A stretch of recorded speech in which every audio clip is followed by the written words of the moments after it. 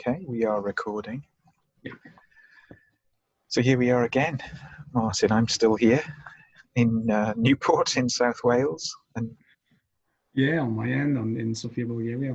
I'm still in my apartment, confined to a certain extent. but it's sunnier where you are. Yeah, definitely. Spring has arrived. Spring, yeah. Yeah.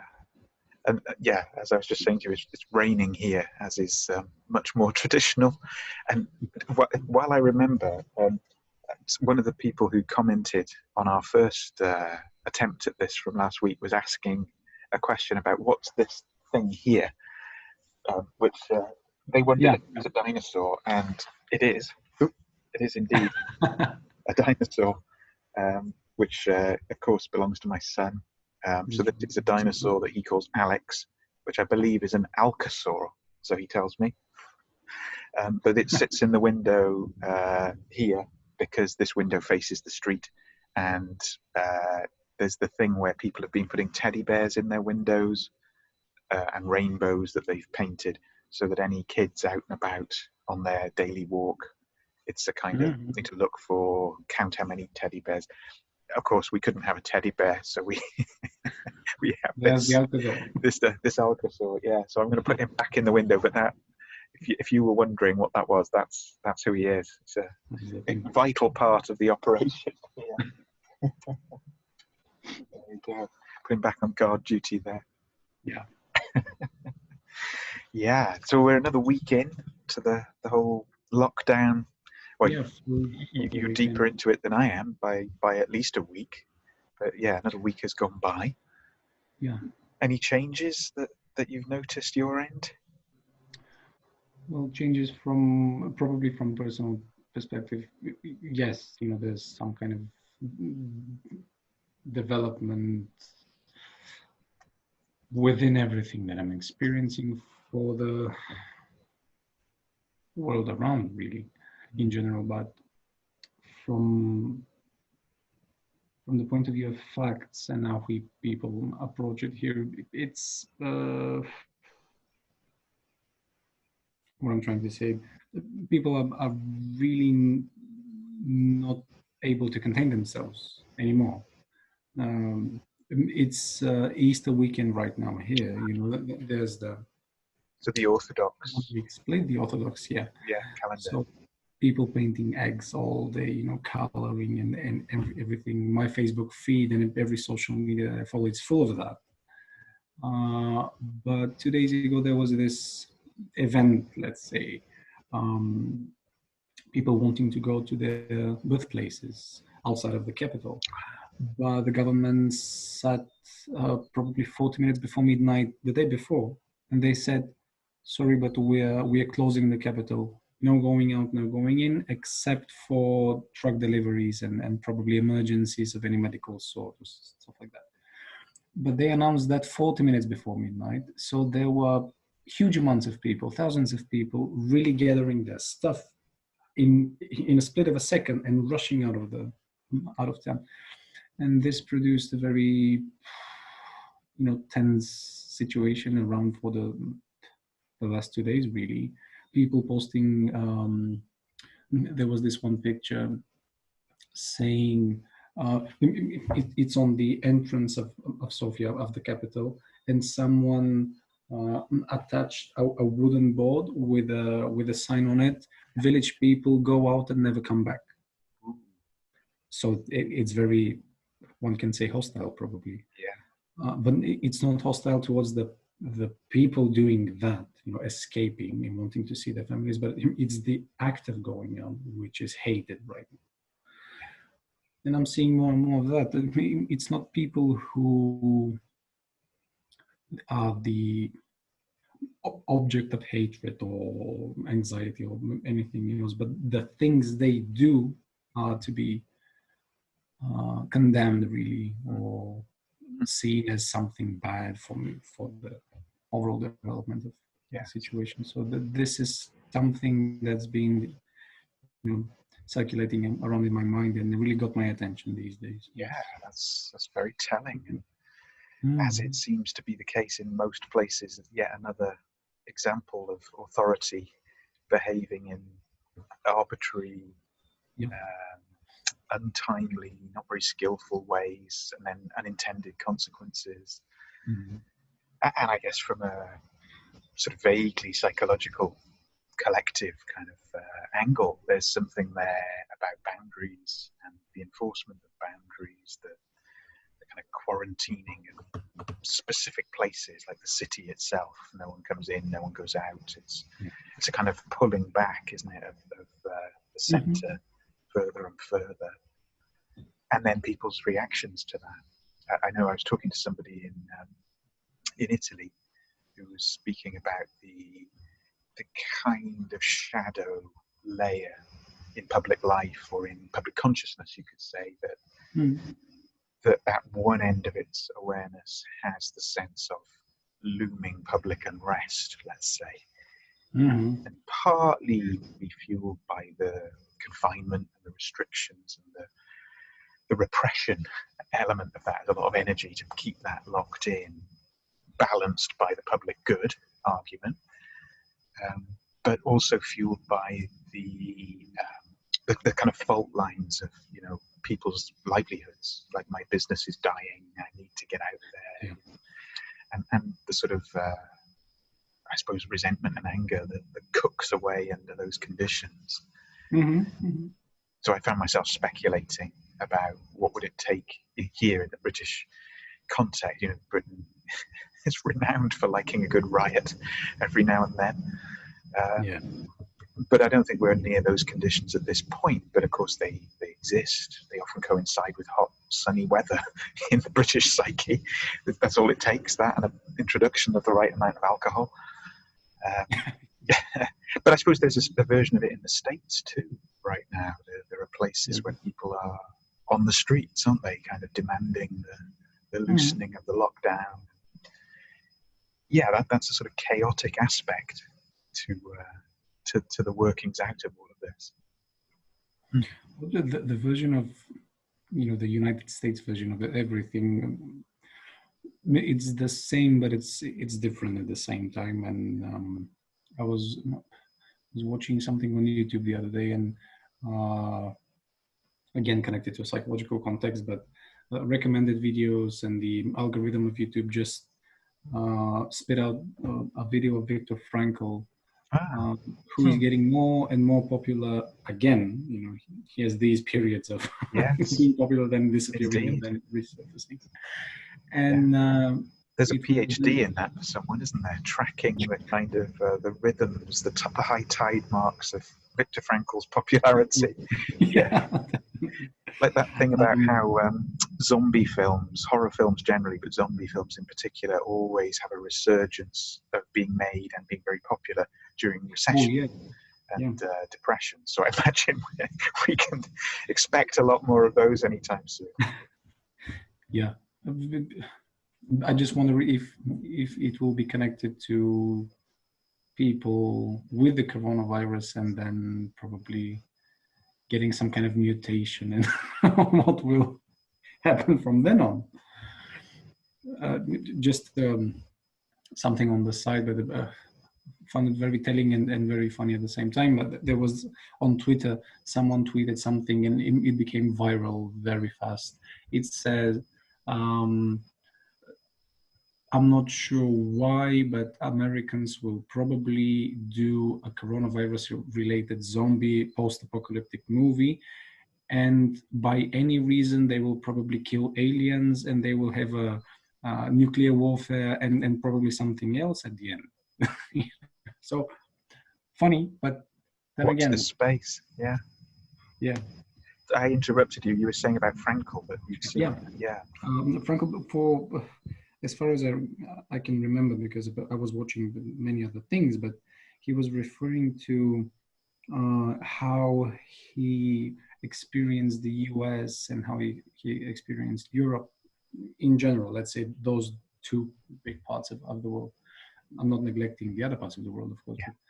But he was referring to those two, and he says that the struggle back then, this interview was in 1980 something. The struggle back then is to adjust the resurfaced already pleasure principle by Freud, and the resurfaced as some kind of brotherhood to the pleasure principle, the will to power principle of Adler. And people were struggling to see where they are, probably some kind of democratic, second movement from the democratic movement, something that followed. And he says, even if those things exist, every single person has to invest meaning in their everyday life and everyday moment. And then the interviewer asked, yes, but we are in the US right now, so the interview was filmed there. Yes. And we Americans tend to see Europe as a very self-oppressed continent, very self-oppressed part of the world, parallel to the attitude from the American person towards America, that's the land of the free, of freedom, so there's no oppression there. Yeah. And I'm wondering, this is a very critical, and I'm walking on eggshells here, because some people might find that offensive, or might find that not very likely to be said in 2020, but I'm really wondering if that's the case right now. Yeah. Europe, the land of the oppressed, and America, the land of the free. And I'm really hesitant towards those two labels, if I can say. Yeah, that's interesting. It's interesting when figures like Frankl meet something like YouTube. Yeah. And that it becomes a form of time travel, it seems to me. There's little bubbles of, you could almost say, insight and sanity from a particular moment, place and time, but they, like you said, they resurface and replay and have new layers of meaning, that they continue to be alive, even though they're deeply kind of spectral or virtual. It's really an interesting thing. That, I'm not sure if it directly connects, but it was one of the things I was thinking about in the week, and also knowing that we were going to be talking again, which I'm finding really helpful to kind of seed and condense thoughts into conversation, really. But one of the things was, and this came up in some client work this week, I found myself really thinking about Martin Buber. So another kind of, I guess, contemporary of Frankl in many ways, and thinking of Buber in terms of, obviously he's known for I, thou, and the kind of I-it relations and all of that. And thinking that's symptomatic of our response to, literally again, the virus, the coronavirus, that we're kind of blaming for the situation that we find ourselves in right now. We are collectively very much in I-it relations to it. And I wondered, and it, as I say, came about through a conversation with a client in a session, how would it be to grant the virus its thou-ness, and to entertain the possibility of relating more according to that kind of resonance, rather than the objectifying itness of the thing. and of course, one then thinks, well, how are we perceiving it? There's whatever it is, 7 billion pairs of human eyes on the planet looking at it, or not looking at it, looking for it, kind of speculating where it is, on what surfaces, and where it might feel. And each of those pair of eyes, in its own sense, is valid, but none of them are correct. None of them are the true perspective, as it were. And you could take that on and on, couldn't you? You could imagine looking at the virus from Mars, or looking at the virus from anywhere in the solar system, or the galaxy, or the universe, from a microscopic or a macro level, and on and on and on. It's all that play of appearances. But at some point, the question arises: how does the virus look to the virus? How is its perception of itself? And where I got to in exploring that kind of rabbit hole of thought, it is. Could it be that it doesn't perceive itself at all? That it is, from its point of view, everything is simply that kind of luminosity, as it were. That it's, as we were talking about last time, its nature is to seek to replicate and produce and connect, to seek some kind of wholeness, I suppose. So from that point of view, is it giving us more of a thou-ness than we're giving it? I suppose that's something like the way it was sitting in my mind as an imaginal thought. Yeah. My first reaction here is definitely, I would most certainly agree with that. Just having the thought reaction that the virus probably, the perception of the virus for its own self, is through the human being as of now.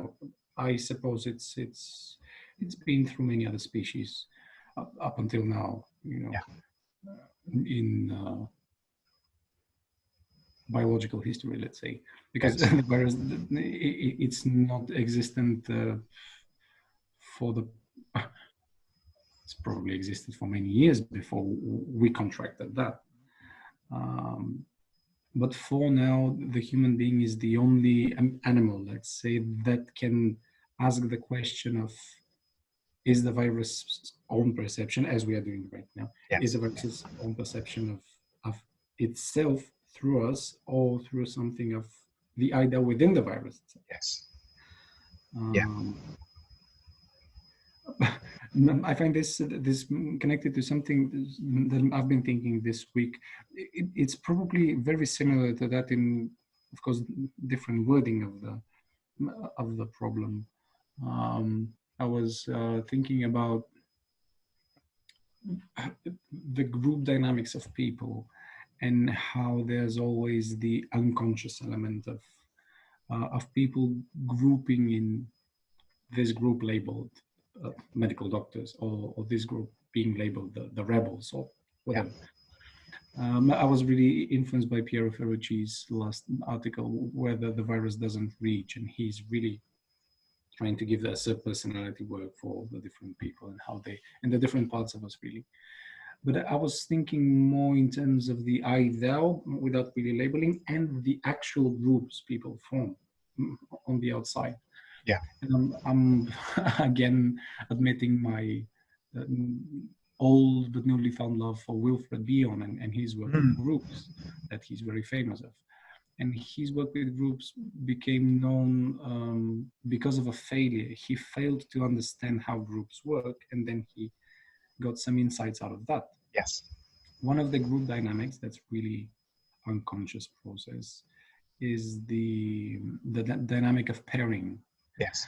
And this thing, as far as I get it, I'm not saying I get that his work at all. It's very complex, and I'm still scratching the surface probably. But from this point of view, the pairing group mode, it's not a working mode. So it's not a work group, but it's a group that's retreating to the unconscious part of the group mentality, which is pairing, and it most often looks like as if people gather in groups. He's calling small groups anything between 17 and 1,000 people, of course. This is a small group.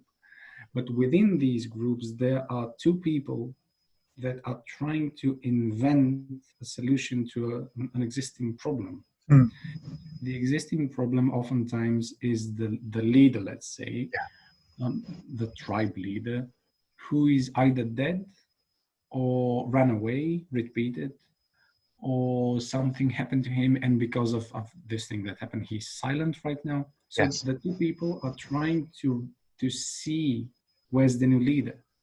But the pairing mode they're in is, in its deepest level, according to Bion, is those two people are trying to give birth to the new Messiah. Either in physical form, probably, or spiritual, or thought form, because for him, thought was really something. And I can see how people, in looking for the ideal relationship to themselves and to the other person, are really trying to produce spiritual babies with their minds. It's a good way of saying it. Yeah. Even us sitting here and people watching those videos, they're probably trying to extract the same thing, to impregnate the spirit and the soul of the thing, which is the virus itself. Exactly. And that's part of the kind of, you could say, the outward wave thing. It's certainly from the way it functions in groups, but also in the virus itself. It's an outward expression. It's coming into manifestation, into form, like an outrushing tide, which is what our kind of modern global type culture, dominant culture, is all about.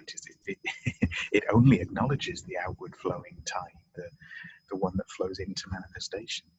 And I suppose maybe something like this conversation, something like the work that you do, I do, is also interested in the incoming tide, the one that comes inside, the one that is becoming more subtle relative to matter, not more material in respect of subtlety. And that's a delicate operation at any given time, it seems to me. That might be a moment to read this poem, very short, two 4-line stanzas. So this was in my head, and I'm now kind of linking it to the Buber I thou thing and the the virus as a thou.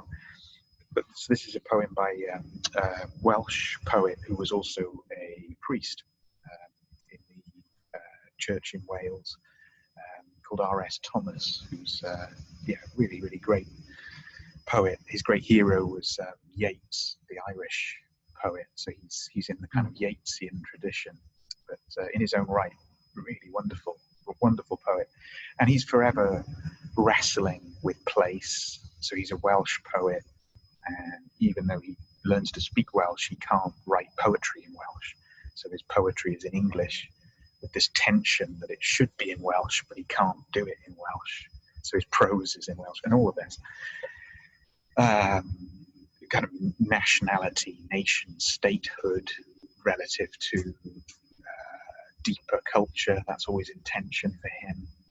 There's a psychological mindedness. There's a tension of a priest who doesn't know whether he believes in God anymore at the heart of it all as well.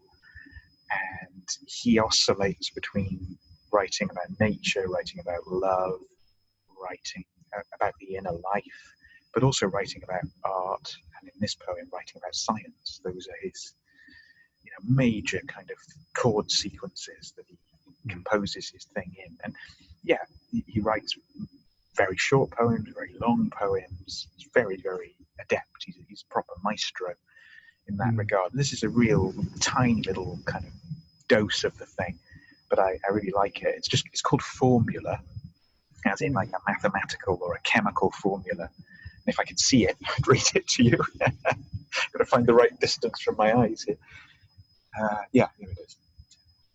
And for the soul in its bone tent, refrigerating under the nuclear winter, no epitaph prepared in our benumbed language other than the equation, hanging half-mast, like the afterbirth of thought, E equals MC squared.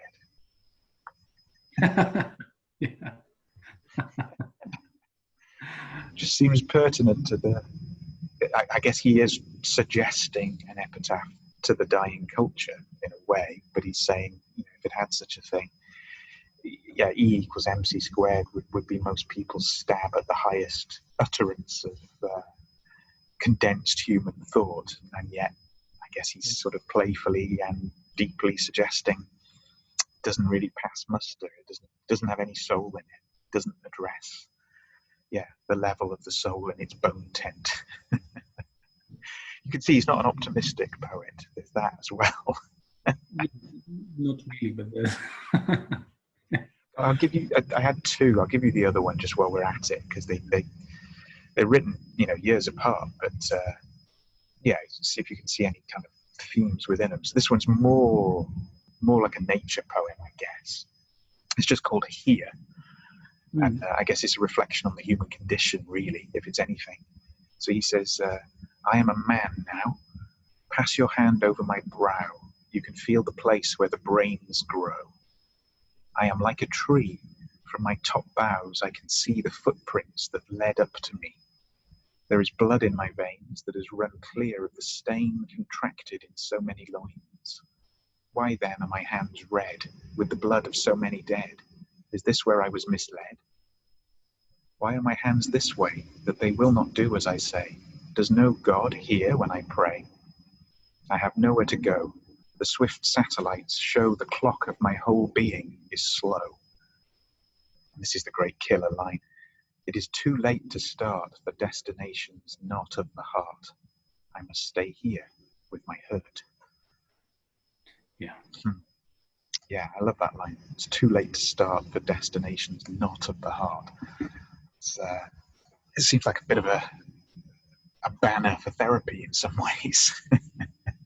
It's a very complex thing to experience and comprehend, just hearing that there's so many, it's like a Rubik's Cube. Yeah, I know what you mean.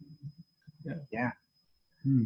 Yeah, I've kind of found myself, having not been there for a little while, I was doing a bit of teaching this week, some mindfulness teaching, trying that online for the first time.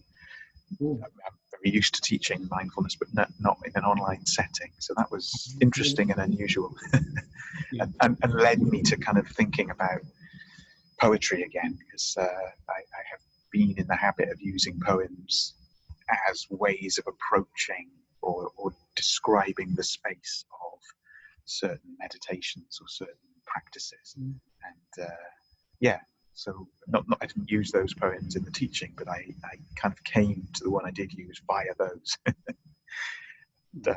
They seem sort of to have something to say about our condition. In general, and as of now, probably both. That's how it tickled me. The image of a man who is also a tree. I mean, that's a compelling image, both him being a Christian, obviously it conjures up the cross, but like last week, Easter with you this week, that's a relevant symbol, but it's kind of the tree of life, the tree of knowledge of good and evil. It's the world tree. It's the Kabbalistic tree at some level, or the Yggdrasil kind of tree. If I remember correctly, even Martin Kovel, in one of his depictions of the eye thou, he outlines 5. I hope I'm right here, but sure. I might be 5 ways of being in the eye thou process, and he's oftentimes relying on the symbol of a tree to be the thing that you exercise the process of being in the eye thou. The first one is to contemplate the tree, then to outline it in mathematical terms, then to exercise your own will of doing this and that and this and that. So there's something about the tree here. And as you were showing me earlier, there are some magnificent trees to be comprehended right now. If anyone's watching this, maybe just pause here and go find a tree. It'll have something way more precious to offer you than our ramblings. But then come back and carry on listening.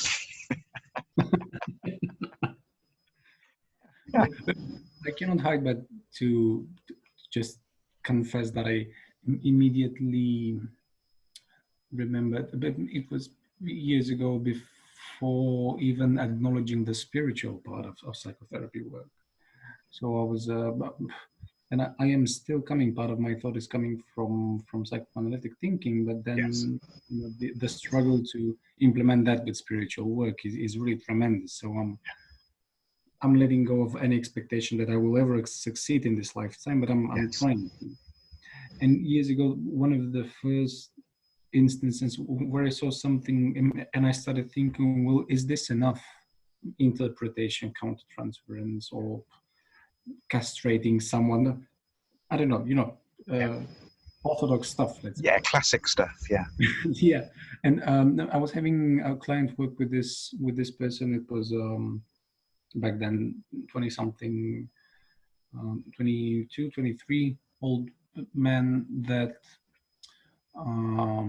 he found some sort of a cult that corresponded to his need right now.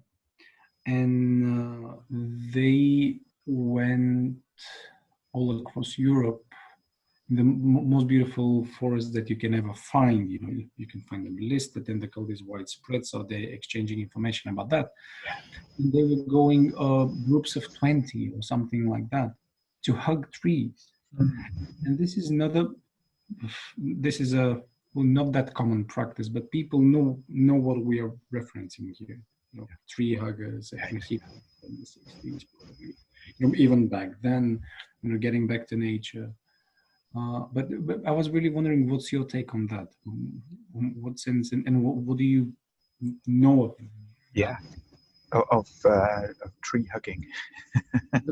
And the general thing that's behind that, Yeah, the philosophy that yeah, leads you at the end, you know, the end of the spike, it's hugging the tree, but there's probably many things behind that. yeah. Well, and with a surname like mine, this is not a neutral subject. And I think that to the extent I've ever inquired into it, there's two possible ways my surname takes the form it does. So the more obviously literal one, hack, wood, suggests cutting down trees. And of course, we know at various points in human history, many trees get felled en masse. The Bronze Age would be a good example of that to fuel the furnaces. The one that probably links to my surname would have been in Britain, in the Midlands and Staffordshire kind of area, where the name seems to, well, that's a contender for where the name seems to first originate. Felling of forests to have the timber to make a navy, so for ships. So this is sort of early or late medieval, early Tudor kind of period. So there's that possibility.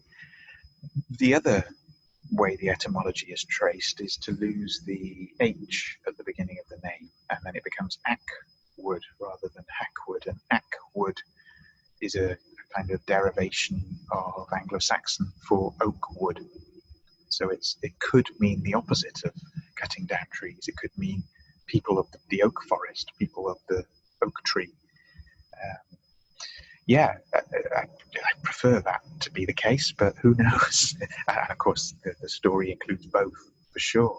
I mean, this is not something I thought I'd be talking about, but here we are. So why not?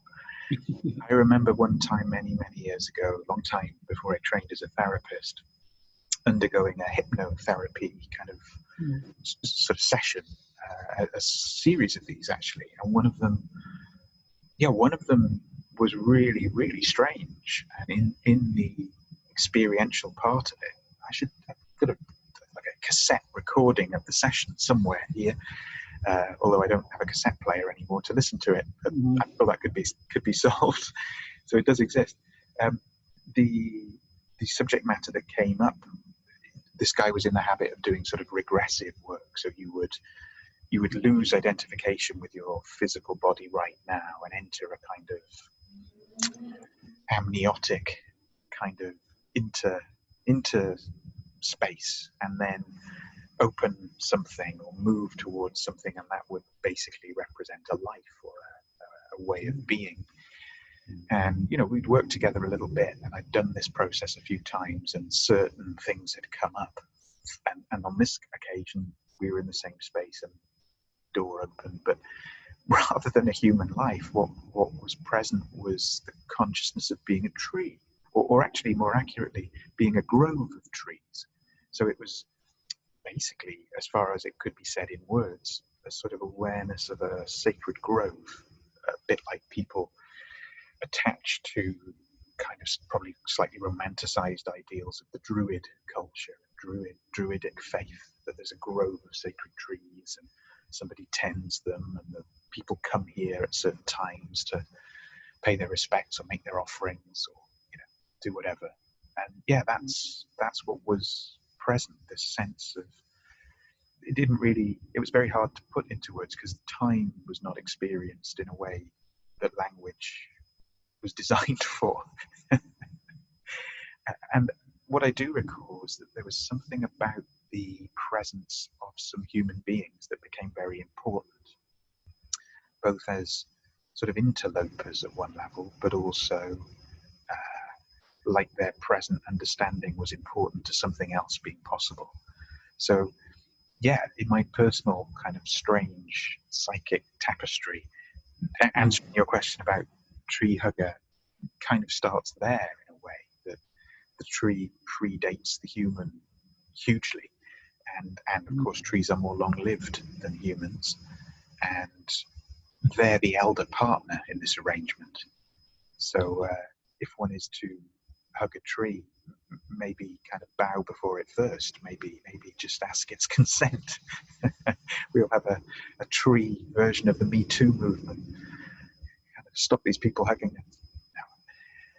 Another thought that came, and this is from a very different angle. I mean, it's often used, certainly in British culture and English language ways. Tree hugger is an insult.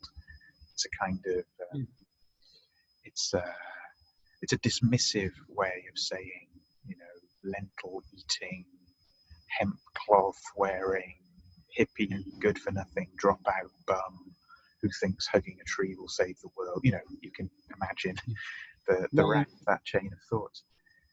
So it's long had a sort of shorthand code version of, I can dismiss you, I can dismiss your idea.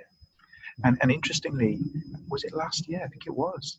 There was the whole Extinction Rebellion movement was happening more visibly, more prominently, and doing things that summer in London and various places around the world. There was a series of images they produced, stickers, T-shirts, that kind of thing. Weird paradox that a movement that's standing for that has to have a shop and a materialistic, you know, get your merch here kind of end to itself. But it did, and as far as I know, still does.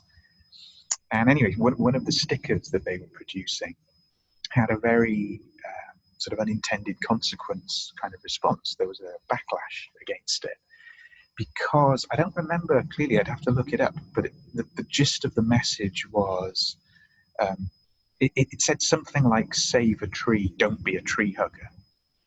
And even within the people disposed to support Extinction Rebellion, this was like a polarizing, like, why would you say that? That's trading on what we were just talking about, the dismissive kind of myth of the thing. Whereas actually people who are hugging trees are, at the very worst analysis, they're harmless to the tree and the environment. So why would you say don't be like them? This is a sort of undoing, a kind of political undoing almost of the thing. So that comes to mind as well. But the instinct to do it, I mean, I think that's very deeply in us.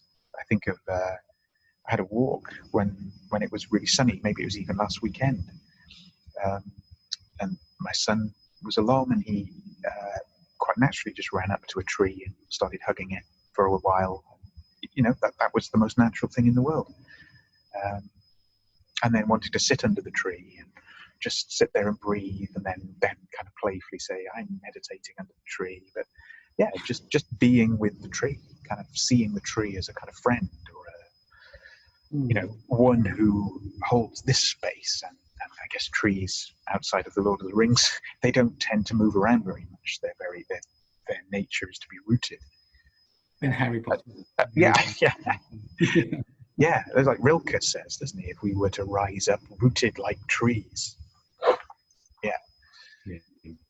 So that's a very kind of meandering answer to your question. But yeah, I'm fundamentally on the side of the tree huggers. I am one.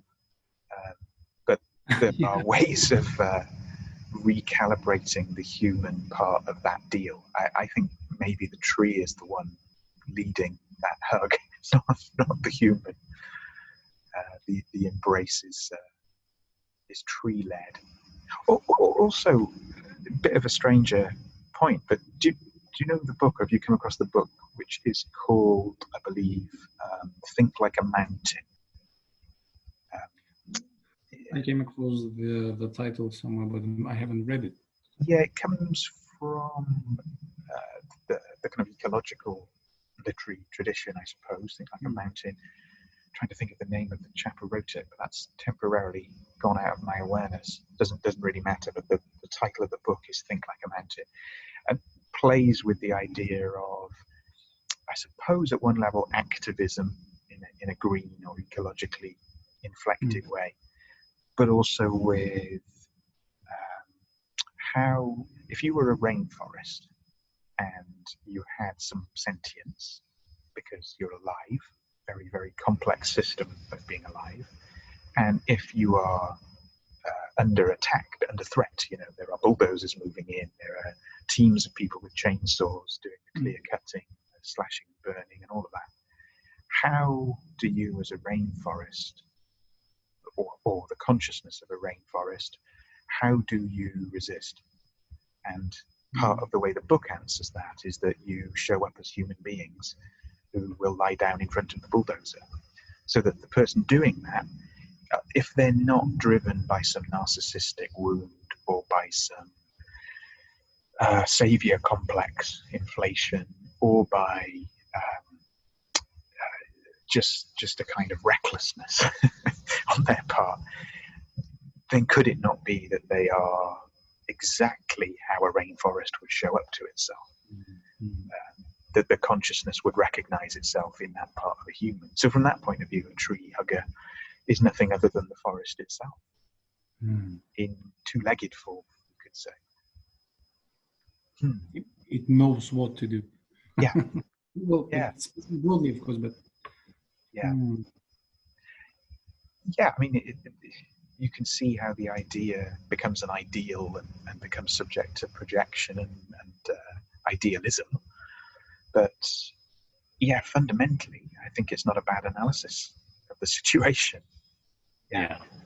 I mean, certainly one can know that with animals, it seems to me, in that sort of connection, in that interspecies kind of way. I don't think it's in any way strange to extend that beyond into plants, and the intermediary one being fungi, and the kind of mushroom kingdom. Yeah.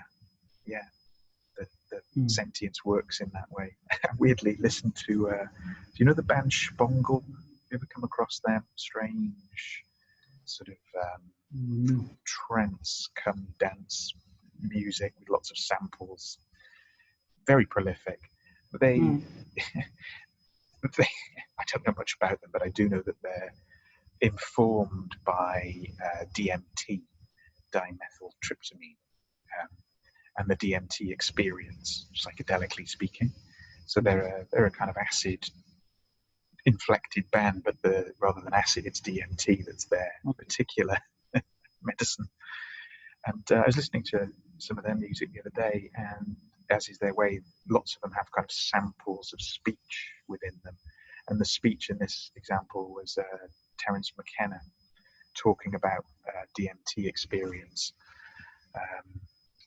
probably with ayahuasca, I suspect, and describing from the plant's involved points of view how the human looked. Kind of as a guide to the experience, but more as a sort of weird jazz poem to the thing. And yeah, that's not so far away from the tree hugging instinct as well. There's an intimacy of inner and outer that comes to pass. Yeah. I don't know, just let me throw this in because this might bridge us back as well. But so maybe all that we just talked about there has value, perhaps, but it could very easily be subverted or co-opted to different regimes or different repressions, different ideologies. And I've been thinking quite a bit about or revisiting Ernest Becker, and the denial of death. And so one of the classic co-opting traps, I suppose, of the thing is what he writes about in that book about the Immortality Projects. So one could say, at the negative end of things, being a tree hugger, let's say, or being anything, could become one of these immortality projects. So fundamentally a defense against our mortality, or in his classic phrase, a denial of death. Yeah, what would you make of that? Or if it wasn't that, what else might it be? While listening and really seeing what comes, two main points that will probably land on the same note as with Becca's idea. But one of the first things that I discovered somewhere in my mind is, I'm coming from one end of my family is full of medical doctors, so I'm sometimes referring to the classical biological or neurobiological side of things, sometimes too much, of course, but I just remember that several years ago I stumbled upon a research that if a person feels lonely, this is those pro-social bonding, related researches. Yeah. If a person feels lonely or depressed or anything that the mass media calls, the existential dread, you can go to another human being, hug them purposefully, even forcefully, if you will, and then hold this position for 20 seconds. And there's a slight feeling after the 20th second that's really fulfilling, according to researchers, of course.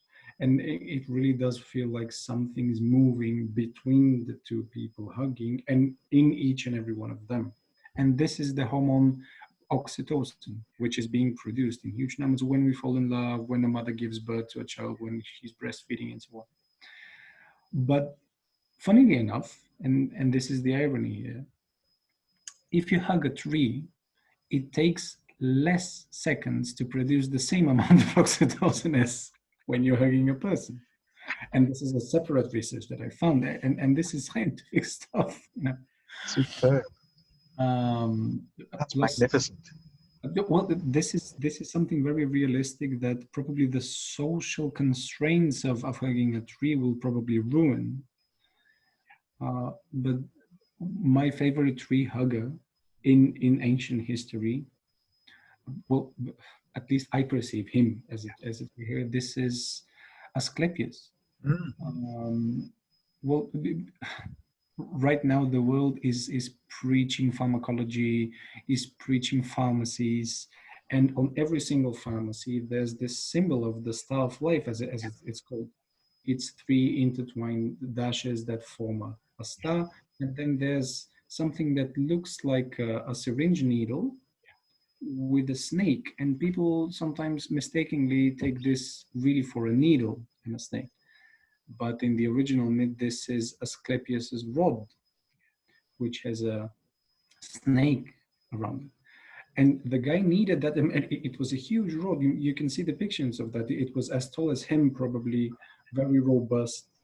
The snake was always there because it produced the venom that might cure or kill. I don't know. This is the Hercules myth that's probably connected to that. But the guy was a tree hugger most of his life because of carrying that thing. And right now we all preach his idea of this. Yeah, that's a genius insight. I love it. Particularly with that little kicker about hugging a tree is more efficient. This is definitely neurologically it's more efficient. Yeah. But the thing about Becca that you see, the denial of death in general, which is, I suppose this is a denial that we all carry, and this is only normal to have. It kicks in, then it subsides, then you can trace it back. Yes.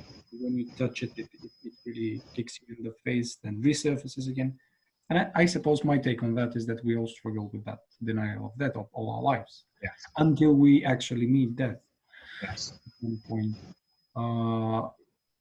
But right now, this denial is very split, as we mentioned last time. The splitting, the spiritual and the psychological and the emotional splitting of things is very pronounced.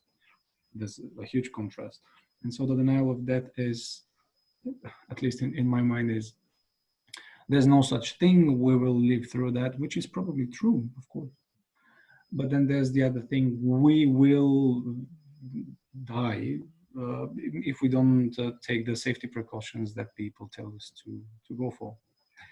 And what I'm making of that is it's the same denial of death on both ends. There's no difference between I will be careless and I will care too much.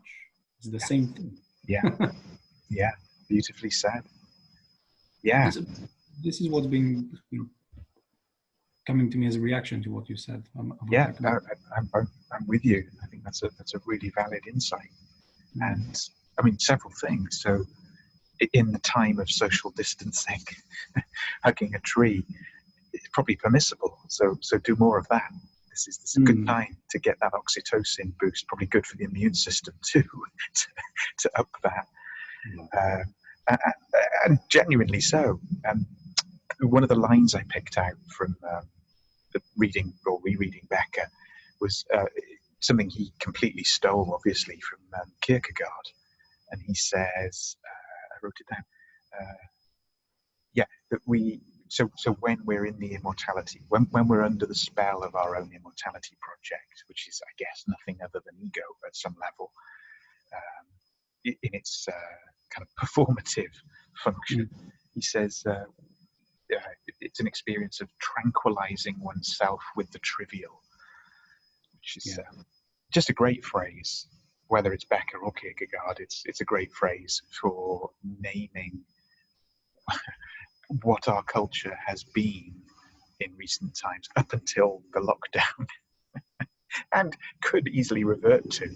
But it seems like that's something of a break, or at least the invitation of a break with that. It's like the things of the trivial, to a large extent, have dropped away for a moment to be replaced by fear and anxiety in the collective, but potentially with more of a clear seeing, or at least less of a denial of the reality of death. So one could just become terrified that one's going to die and the virus is going to get me and I'm going to be infected and it'll be horrible and I'll die alone and all the dark fantasies. Or one could have the shadow, and this has been very present for me in my work this week, of the erupting shadow of the lockdown itself. So the domestic violence rate has gone up enormously. The murder rate has increased. I was talking to someone who was telling me about child murders having increased because of violent fathers, everyone in one space. That's another, albeit very, very severe, enactment of literalizing death in the face of the Immortality Project. So I'm not trying to avoid those. I know those are true. I include those in the analysis, but somewhere within it all, I wonder if the break with business as usual that the coronavirus lockdown has thrown us into, and all remains to be seen how that plays out, of course, but to the extent there is a break, and to the extent that, I don't think this is controversial, most people have experienced it as traumatic. And some collectively it's, I think, been traumatic. Will our enduring response to it be on the arc of post-traumatic stress and all the syndromes that go with that? Or will at least for some people, will the arc be along that line of what you could call post-traumatic growth? In other words, without it being another iteration of the Immortality Project, because that would just be another deception to visit upon ourselves. To what degree is post-traumatic growth possible under these conditions, or as we move through and beyond these conditions? Something like that is my wondering. Well, something just from a minute ago that you said, about the trivial, belonging to the trivial, or just anesthetizing, the pain from this and that, and then introducing the trivial. And I'm very much of a rock and roll fan myself, and blues and many other things, but rock and roll has been a leading portion of musical influence in my life. Me too. Two-way connection here. I'm really looking for the rock and roll thing and brotherhood to feed upon something, and then it seems to have done the same thing towards me, and this is really something for me.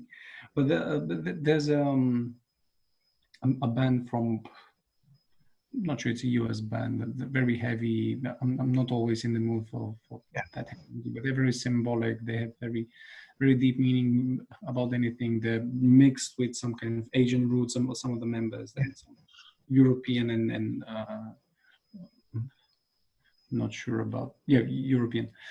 And their name is Trivium, which is the ancient Latin and ancient Greek word for the trivial. And I was researching years ago the name, because it sounded beautiful. It had the triumvirate symbol, the three like commas, arranged in a circle. So I was really curious about that. And the word trivial by itself, as a derivative of that, came in all sorts of dictionaries I was checking. And the meaning, quite literally, is the open space where the three roads meet.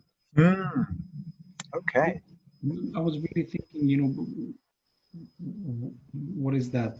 Yeah. The three roads coming from where headed towards somewhere else. Yes. Or connecting to serve a purpose of anything. And then I found that this is, I'm not sure about which of Plato's dialogues. Yeah. But he's listing that trivium, or the three roads that meet, rhetoric, grammar, and I think logic. Those are the three. Mm-hmm. Of course, in history, there's the quadrivium, which is the four roads meeting, but the trivium is the ancient version of that. Introducing the third that always enriches the meeting. Yeah.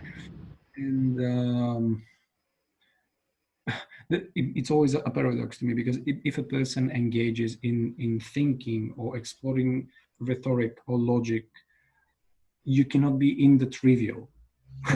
You are exiting the trivial as you're approaching it, and there's a huge paradox with that. That's a really interesting thing, isn't it? And there's a word in its entrance, from Latin and the way it was formed, probably some Proto-Indo-European root beyond that, and then the way it gradually enters into English and other modern languages, and how you can see its meaning migrating and changing through time.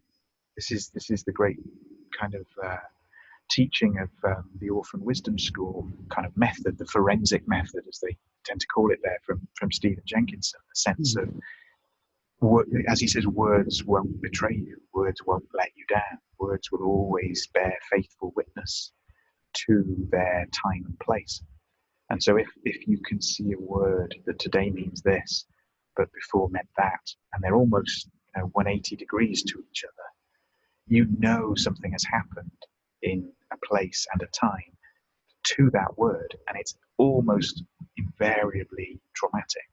Some great trauma befell a people, and one of the results of the trauma is that the word now means the opposite of what it used to mean. And so locating when that happened, or what sort of phase that happened with it, becomes like a really important. He has this beautiful image, truly amazing, wonderful image of words being like a field of kelp. So you're in a boat and there's kelp everywhere, and the kelp you can see from the boat. Those are the words you have now today. That's modern words.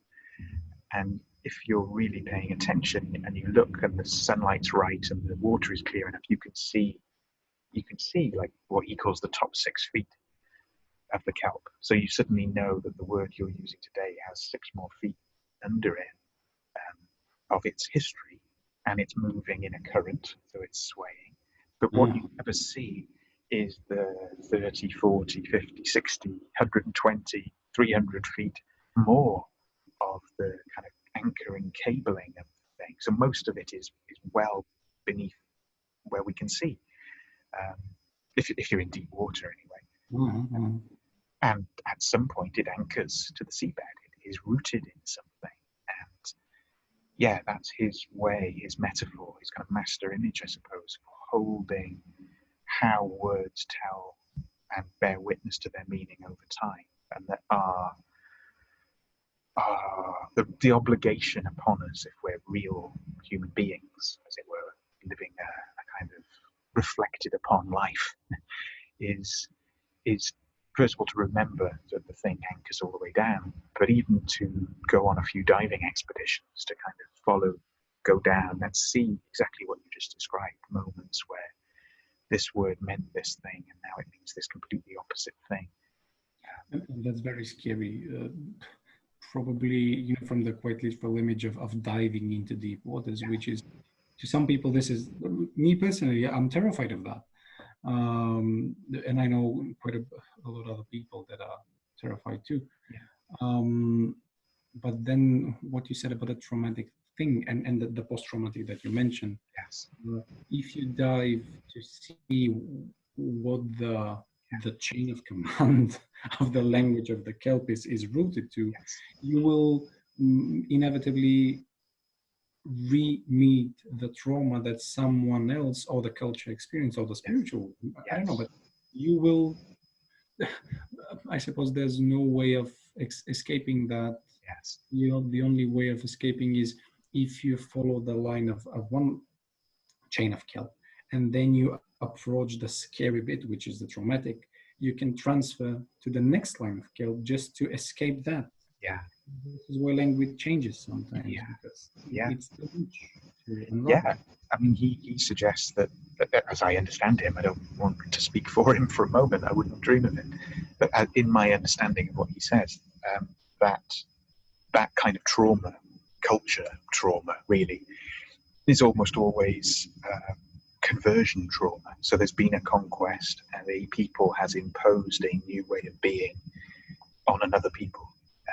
So I guess the very well-known one in history, certainly European history, is the coming of Christianity to kind of pagan indigenous people, and the turning upon the head of the traditions and the co-opting of them into a new regime.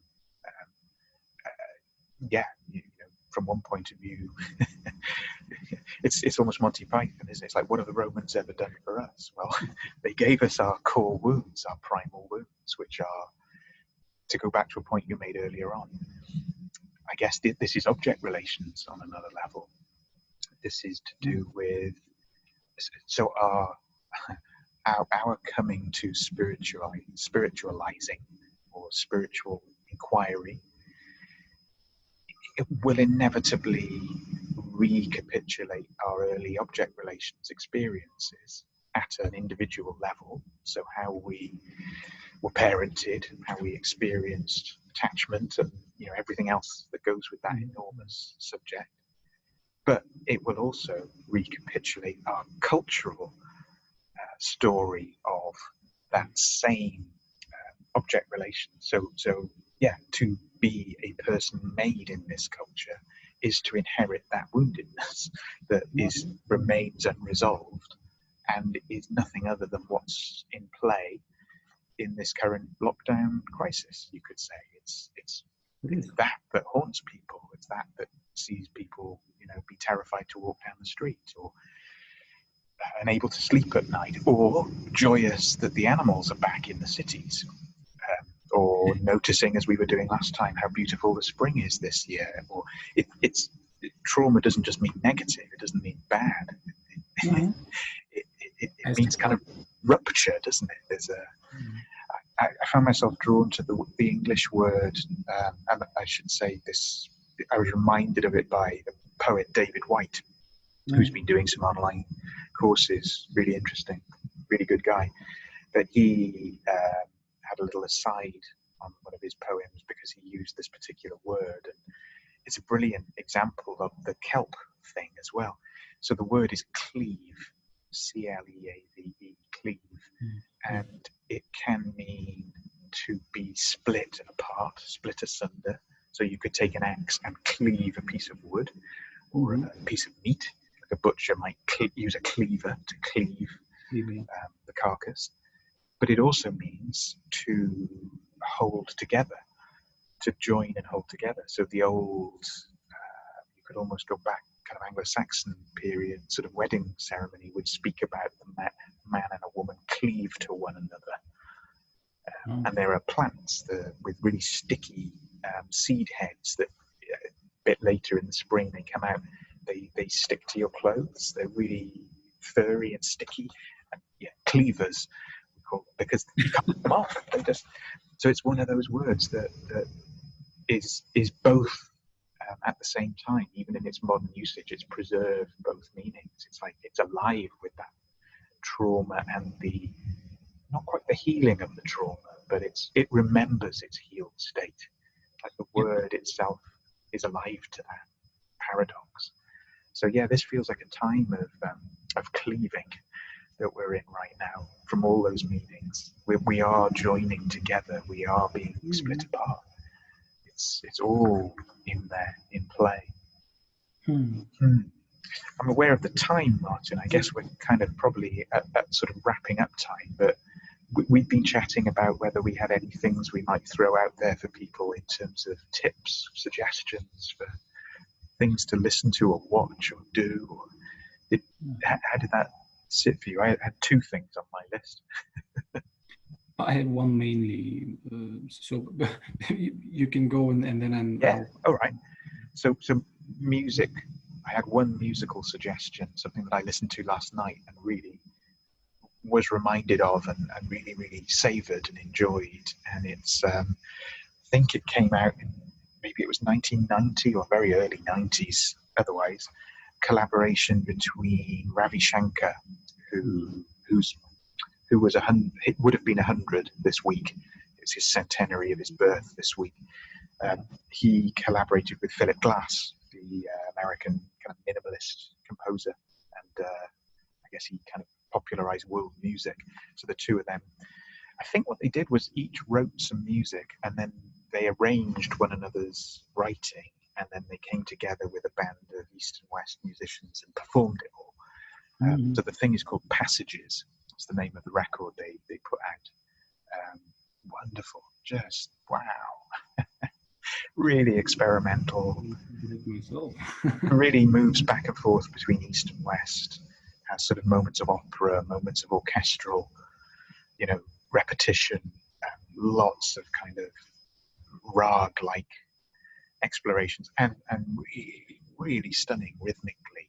Like the interplay of Western orchestration and the kind of Indian tabla playing. At points, it's just completely sublime. So that's my tip musically. If anyone's in the mood, that find it on Spotify or Amazon Music or somewhere like that. It's out there. Really, really worth a listen. I will give that a listen myself. Tell me what you think. Be interested to know. With your musical background, and especially rhythmically, I think you kind of enjoy some of it. Well, but I just got reminded of something that has a similar structure, but not really. It's the Neil Morse project, the Neil Morse band, which is entirely of Western Western spiritually based and musically based musicians. But all of them, all their musical lives have been approaching the Eastern or the cultural in general, the intercultural exchange of music. How do you spell that, Martin? I'm not familiar with that. EALMORSE, Neil Morse Band or Neil Morse Project. Okay. One of the curious things is that he has many albums throughout the years, and at one point he's being baptized, and from then on, his music changes radically. So this is something to see, because I think we've all been baptized right now with this thing. It's a good way of saying it. But something very, I like it. Realizing the trauma, the crisis. So Cool. So this is one thing that just get reminded. Didn't think about that before. But my recommendation right now, it's a movie that really impressed me. And I'm not really into movies in general, but this thing, it's a Spanish movie. It's called The Platform. It's very popular right now. It's on, not sure about the the platforms that fund it. I suppose Netflix is one of them. Yeah. Spanish, it's in Spanish, Spanish actors, Yeah. it's the collaboration, and the movie is really, well, I would say graphically violent, but not in any sense that people are fighting that much. But there's some pretty realistic graphic images. I do think that they are symbolically inclined to be interpreted, not being Yes. taken at just violence. Yeah. The general premise of the movie is that there's a huge hole built by someone. Yeah. No one tells you if it's in the earth or it's a building. It's just a hole that has many, many levels. On each and every level, there are two people, and there's something of an elevator that goes from level 0, which is the top floor, up until downwards, many, many hundreds of levels. And each and every person in this hole undergoes an interview and shares what's his idea to go there and their favorite meal. So their meal is on the elevator. But when the elevator reaches a level, the two people on the first level, of course, they're the most beneficial from it all, eat as much as they can for 5 minutes. Then this thing goes down, and it goes hundreds of levels. So you can imagine that the people down there have nothing to eat. And the protagonist of the movie tries to decipher what's being thought about with this experiment. Who is doing that? It's kind of sadistic move or something. Someone is looking for something. I won't spoil anymore because it ends in a very curious way that I would never have thought of. But this is a depiction of what's going on right now in the social form of things. Very brutal on one end, but very symbolic on the other. And so I highly recommend that. Okay, thank you. That's a new one on me. I will definitely give that a look. The other thing, the last thing then that I had in my mind as well, it's I suppose film documentary, but with a musical subject. So very famous, but just superb. Documentary made in the early 70s, 72, I think, called The Last Waltz, which is, the Martin Scorsese's film about the last performance of the band. So they have, all and sundry, all the kind of luminaries of the period show up to perform with them. So you get Bob Dylan, of course, Neil Young shows up, Neil Diamond, Joni Mitchell. I mean, the list just goes on and on and on. And a whole load of the kind of poets and artists of the period who are both in the crowd but are also getting up on the stage and contributing. It's really soulful, really beautifully done. Check that out. Masterful kind of thing, really. Very, very kind of delicious to watch. And the musicianship's great, and the songs are brilliant. And, everyone's in that kind of giving mood. And I'm sure the drugs were flowing behind the scenes almost inevitably at that period. But it results in this kind of artifact of a documentary that is, to be savoured. I recommend it. Yeah, superb. So even if the people at the bottom of the platform thing are not well fed, we can be well fed by these particular nutritious nuggets. Definitely this is. Oh, great. Well, I guess we're done for today then, Martin. I'm just going to turn the recording off. I shall do that now.